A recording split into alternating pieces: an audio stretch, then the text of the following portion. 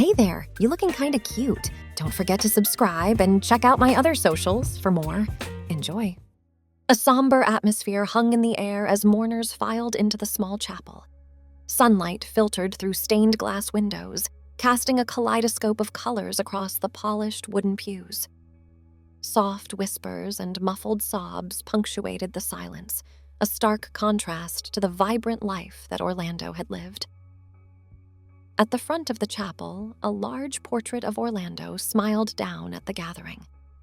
His eyes sparkled with mischief, even in the still image, capturing the essence of a man who had refused to let his condition define him.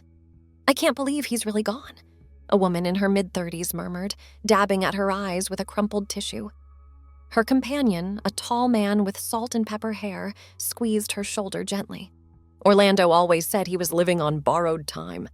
But damn if he didn't make the most of every second." As the last of the mourners took their seats, a hush fell over the room.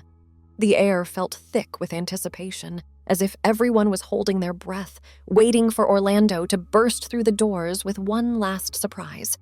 Instead, the heavy oak doors creaked open to reveal two women, both dressed in elegant black dresses. They hesitated for a moment, uncertainty clear in their postures as they scanned the room. "Mary! Jane!" a deep voice called out from the front row. James, Orlando's father, rose slowly from his seat, his weathered face a mix of confusion and something darker. "What are you doing here?" The taller of the two women, Mary, lifted her chin defiantly. "We're here to say goodbye to our friend, same as everyone else." James's face clouded over, his hands clenching into fists at his sides. "Friend? You barely knew my son. This is a time for family and close." "Dad," a gentle voice interrupted. Orlando's sister, Emma, placed a hand on her father's arm. "Orlando would have wanted them here. Remember what he always said about chosen family?" For a moment, it seemed as if James might argue further, but then, like a balloon deflating, the fight went out of him. His shoulders sagged and he ran a hand over his face. "You're right, of course. I'm sorry, ladies. Please, come in and join us." Mary and Jane exchanged a look of relief before making their way to empty seats near the back. As they passed, whispers rippled through the crowd. "Who are they? I've never seen them before." "Did you see how his father reacted?"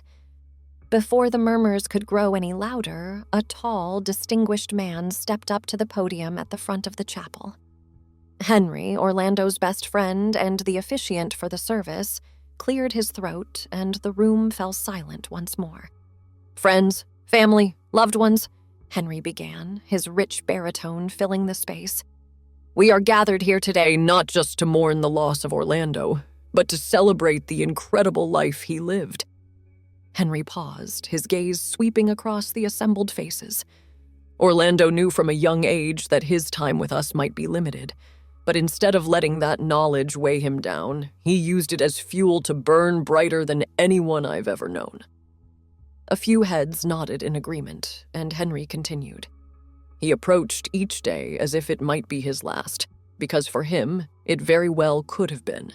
And in doing so, he taught us all a valuable lesson about living in the moment and cherishing the time we have." Henry's voice cracked slightly, and he took a moment to compose himself. "Orlando didn't want us to be sad today. In fact, he made me promise to tell you all that if anyone cries too much, he'll come back and haunt you." A ripple of laughter mixed with sniffles passed through the crowd. Even James managed a watery smile. "But more than that," Henry continued, "Orlando wanted this day to be about reflection. He wanted us to take a good, hard look at our own lives and ask ourselves if we're truly living them to the fullest. Are we being honest with ourselves and those around us? Are we pursuing our passions? Are we loving without reservation?" Henry paused, letting his words sink in. "These were the questions Orlando grappled with every day of his life, and today he has one last gift for us, one last push to help us find our own answers." With that, Henry stepped aside, and a large screen descended from the ceiling. The room collectively held its breath as the screen flickered to life, revealing Orlando's face. But it wasn't quite the Orlando they all knew. This Orlando wore makeup, subtle but noticeable. Long hair framed a face that seemed softer, more at peace than many had ever seen it. "Hi, everyone," the figure on the screen said, voice higher and lilting. "If you're watching this, then I guess I finally lost my fight with my rebellious brain. But don't be sad. I've been preparing for this moment for a long time, and I have so much I want to share with you all." The Orlando on the screen took a deep breath. "First things first, my name is Gabrielle. I know this might come as a shock to some of you, but I'm a transgender woman.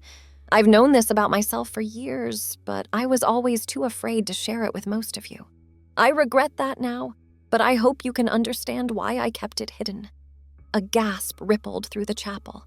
James leaned forward in his seat, mouth agape, while Emma clutched her mother's hand tightly. Gabrielle continued, her eyes shining with unshed tears. "I've lived my entire life in a body that betrayed me. My epilepsy was just one way it rebelled, but my gender was another. For so long, I felt trapped, not just by my condition, but by societal expectations and my own fears." She paused, a small smile playing at her lips. "But then I met Mary and Jane. They showed me that it was possible to live authentically, even in the face of adversity. They gave me the courage to explore my true self, even if I couldn't always express it outwardly." At the back of the chapel, Mary and Jane held hands tightly, tears streaming down their faces. "To my family," Gabrielle said, her voice softening. "Mom, Dad, Emma, I'm so sorry I didn't tell you this while I was alive. I was scared of disappointing you, of losing your love, but I realize now that I should have had more faith in you. I hope you can forgive me, and I hope you can learn to know and love Gabrielle as much as you loved Orlando." James buried his face in his hands, his shoulders shaking with silent sobs. Emma wrapped an arm around him, her own tears falling freely. "To everyone else," Gabrielle continued, "I want you to know that this revelation doesn't change who I was to you. I'm still the same person who laughed with you, cried with you, and lived life to the fullest with you. My gender identity is just one more facet of who I am, or was." She leaned closer to the camera, her expression earnest. "And that's what I really want you all to take away from this. Life is too short to hide who you are. It's too precious to waste even a single moment pretending to be someone you're not." Gabrielle's face broke into a radiant smile. "I may not have had the longest life, but I can say with certainty that I lived it true to myself in the end. And that's all any of us can really ask for, isn't it?" The screen faded to black, leaving the chapel in stunned silence. For a long moment, no one moved or spoke, each person lost in their own thoughts and emotions. Finally, Henry stepped back up to the podium. His eyes were red-rimmed, but his voice was steady. "Orlando, Gabrielle, prepared a few more words for us, but I think we all need a moment to process what we've just learned. Let's take a short break, and when we return, we'll continue celebrating the life of this remarkable person we all loved." As people began to stir, conversations erupted throughout the chapel. Some were confused, others angry, but many were simply in awe of the courage it must have taken for Gabrielle to share her truth, even after death. James stood abruptly, his face a mask of conflicting emotions. He made his way down the aisle, pausing when he reached Mary and Jane. "You!" he said, his voice rough with emotion. "You knew?" Mary nodded, her expression a mix of defiance and sympathy. "We did. Gabrielle trusted us with her truth." James seemed to deflate, his anger replaced by a bone-deep weariness. Why didn't she tell me? I'm her father. I would have..." Jane reached out, placing a gentle hand on James's arm. "She was scared, not just of your reaction, but of everyone's. Living with epilepsy already made her feel different. This was one more thing that set her apart." "But I loved her," James said, his voice breaking. "No matter what, I would have accepted her." "She knew that deep down," Mary assured him. "But knowing something and feeling it are two different things. Gabrielle was working up the courage to tell you. She just ran out of time." James nodded slowly, tears streaming down his face. "Tell me about her, please. I want to know my daughter." As Mary and Jane began to share stories of their times with Gabrielle, others in the chapel found themselves having similar conversations. Emma approached a group of Orlando's, Gabrielle's, college friends, eager to hear about any signs they might have noticed. "There were little things," one friend admitted. "The way her eyes would light up when we'd go shopping in the women's section as a joke.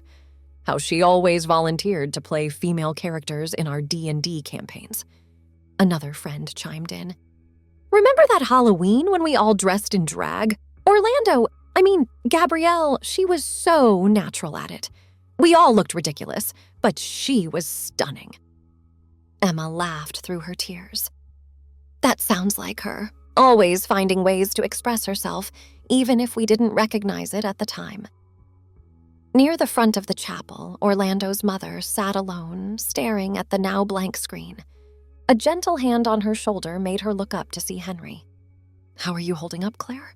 he asked softly. She shook her head, a sad smile on her face. "I'm not sure. I feel like I've lost my son and gained a daughter in the span of a few minutes.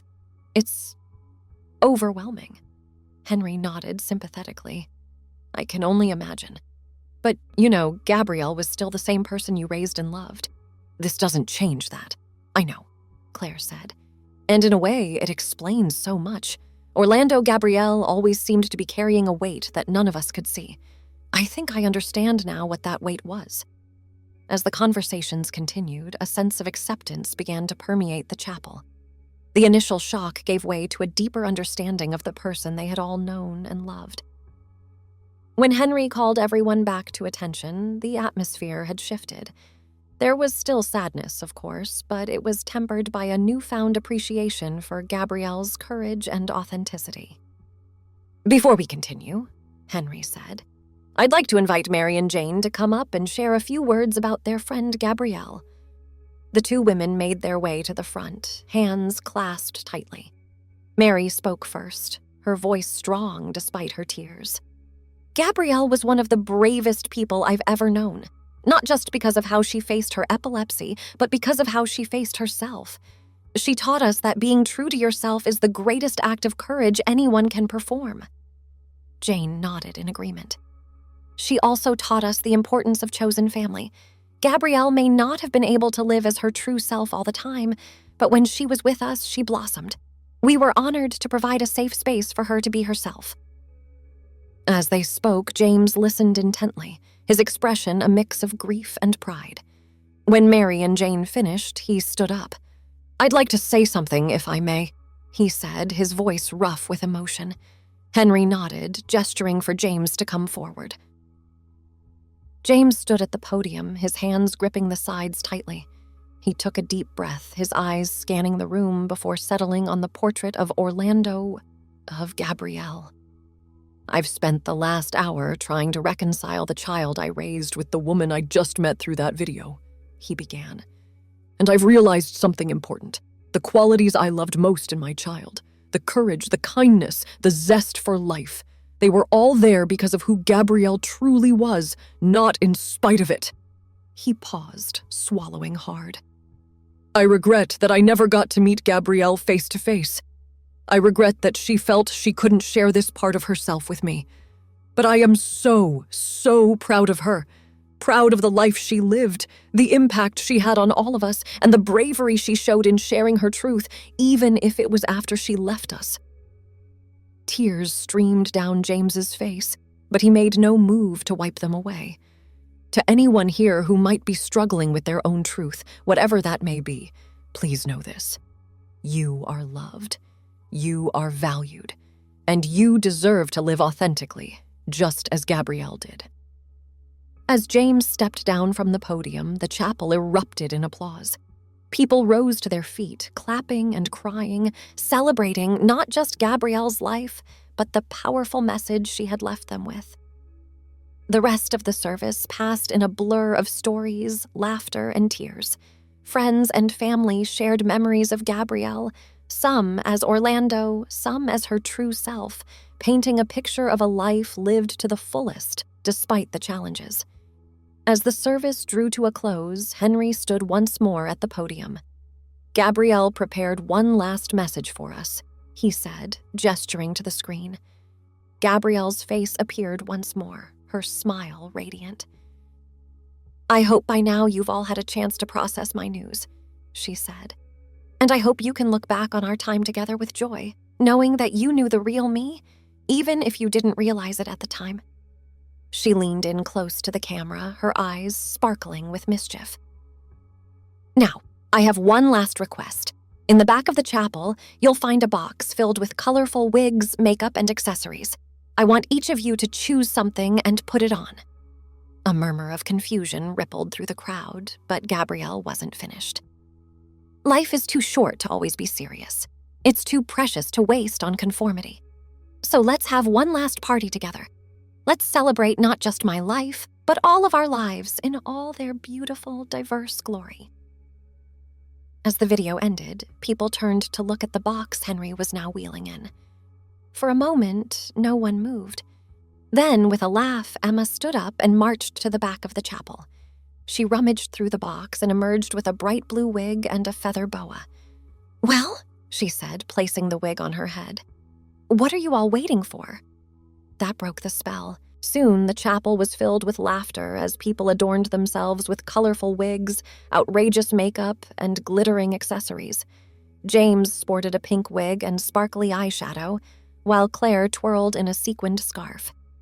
As the mourners, now transformed into a riot of color and creativity, filed out of the chapel, there was a sense of lightness in the air. Gabrielle's final gift to them had been permission to be silly, to be free, to be themselves. Outside, the sun shone brightly, as if nature itself was celebrating Gabrielle's life. People lingered, taking photos, sharing more stories, and making plans to stay in touch. Mary and Jane found themselves surrounded by Gabrielle's family and friends, all eager to hear more about the woman they had known. There were tears, yes, but also laughter and a deep sense of connection. As the day drew to a close, James stood on the steps of the chapel, watching as the last of the guests departed. He reached up, absently adjusting the pink wig on his head. You know, he said to no one in particular, I think I understand now. This isn't just about gender or identity. It's about living life on your own terms, being true to yourself no matter what. He looked up at the sky, a soft smile on his face. I hear you, Gabrielle, and I promise I'll make you proud. We all will. With that, he turned and walked back into the chapel, the pink wig bobbing jauntily with each step. The door closed behind him, but the lessons Gabrielle had taught them about life, love, and authenticity would continue to resonate for years to come. Thanks for watching. Don't forget to check out my other socials if you want more wonderful content, early access, behind the scenes, and more. All links down below.